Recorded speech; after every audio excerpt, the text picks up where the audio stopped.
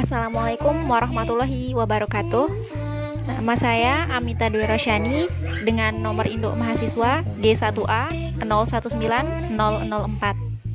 Nama saya Aulia Septianingrum dengan nomor induk mahasiswa G1A 019008. Kenalkan, nama saya Nisa Wulandari dengan nomor induk mahasiswa G1A 0996.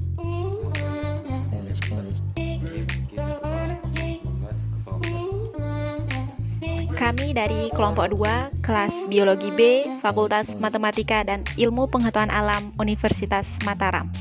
Pada video kali ini, kami akan melakukan pembedahan ikan untuk mengamati sistem pencernaan pada ikan. Selamat menyaksikan.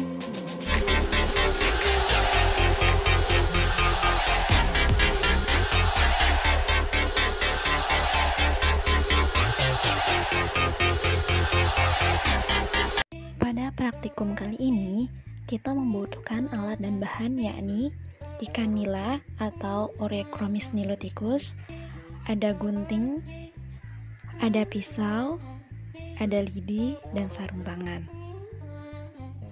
Adapun cara pembelahan ikan, yaitu ikan diletakkan dengan posisi ekor di sebelah kanan dan kepala di sebelah kiri.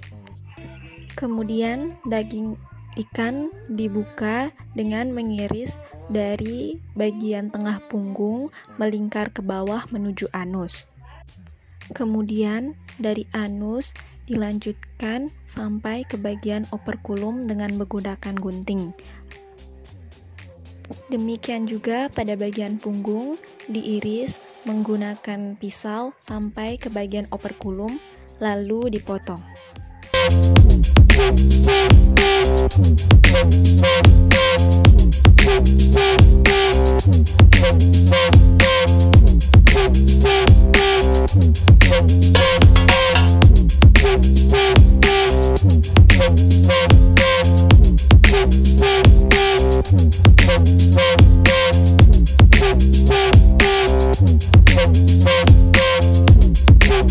Setelah dilakukan pembedahan, maka akan tampak organ dalam pada ikan.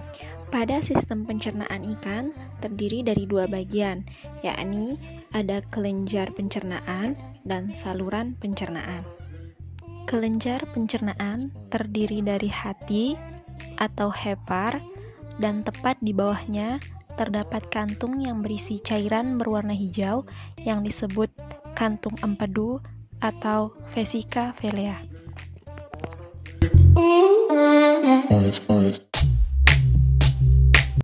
Selanjutnya, saluran pencernaan.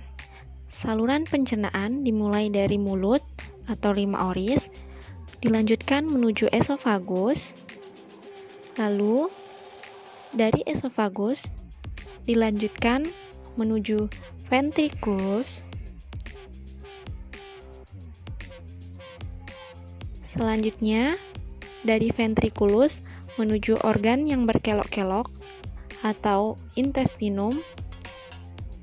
Kemudian dari intestinum dilanjutkan menuju saluran yang terakhir yaitu anus.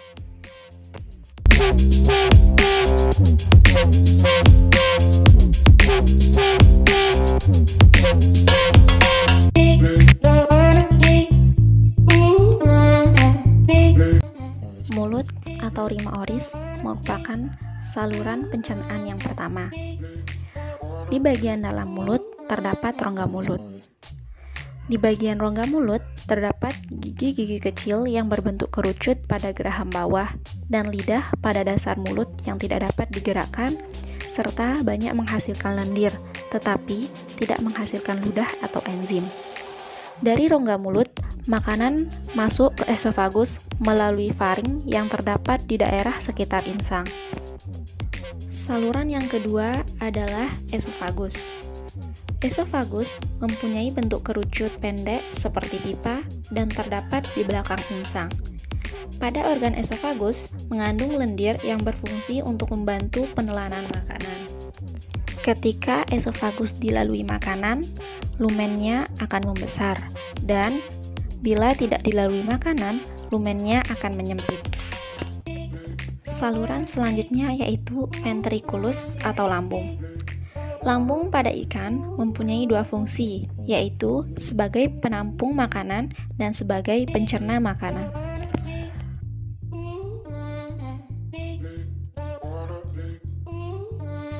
Saluran selanjutnya yaitu intestinum atau usus. Intestinum merupakan segmen terpanjang dari saluran pencernaan. Pada bagian depan intestinum terdapat 3 saluran, yaitu 2 saluran berasal dari kantung empedu dan 1 saluran berasal dari pankreas. Perbedaan usus pada tiap jenis ikan terletak pada bentuknya. Pada jenis ikan nila memiliki usus yang menggulung dan memanjang. Dan yang terakhir adalah anus. Anus merupakan ujung dari saluran pencernaan.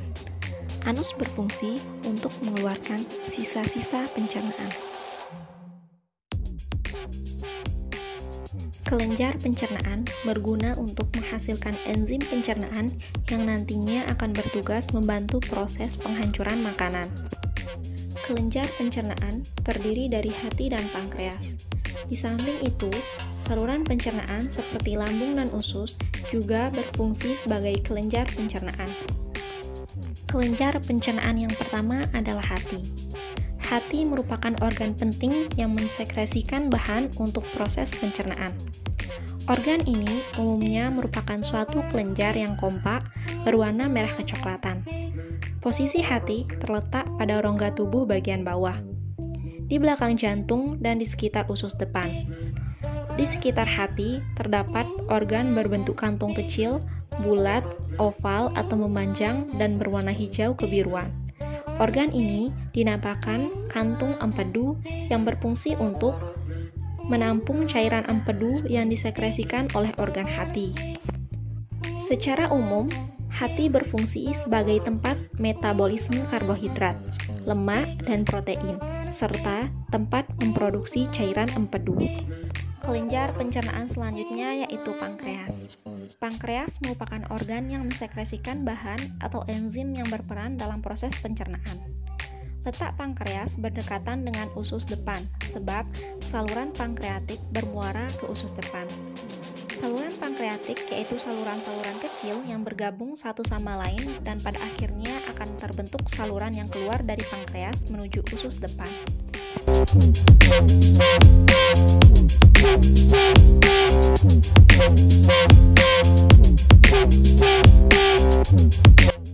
Proses pencernaan terjadi secara fisik, mekanik, dan kimiawi.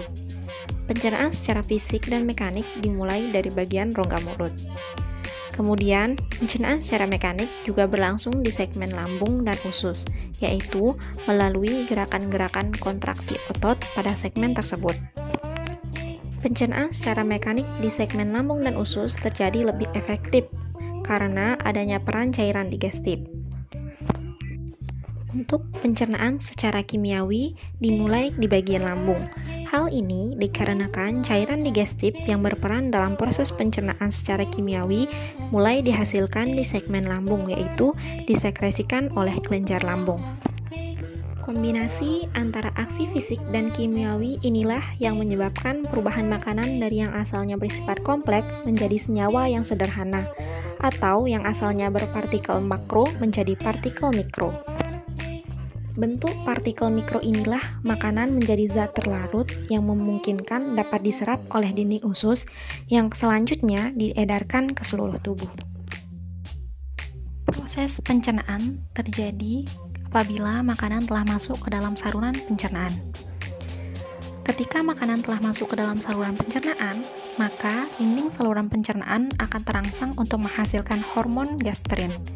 Hormon gastrin akan memacu pengeluaran asam klorida dan pepsinogen. Asam klorida akan mengubah pepsinogen menjadi pepsin yang merupakan enzim pencernaan aktif, yaitu sebagai pemecah protein menjadi pepton. Apabila makanan banyak mengandung lemak, maka akan dihasilkan juga hormon entergastron. Di dalam usus, makanan akan merangsang keluarnya hormon kolsistokinin. Hormon ini kemudian akan memacu keluarnya getah empedu dari hati. Getah empedu sebenarnya dibuat dari sel-sel darah merah yang telah rusak di dalam hati. Pengeluaran getah empedu tersebut melalui pembuluh hepatikus yang kemudian ditampung di dalam kantong empedu. Fungsi getah empedu adalah memperhalus butiran-butiran lemak menjadi emulsi sehingga mudah larut dalam air dan diserap oleh usus. Dinding usus juga mengeluarkan hormon sekretin dan pankreasinin. Sekretin akan memacu pengeluaran getah empedu dan pankreas. Getah pankreas ini mengandung enzim amilase, lipase, dan protase. Sedangkan hormon pankreasinin menyebabkan rangsangan untuk mempertinggi produksi getah pankreas.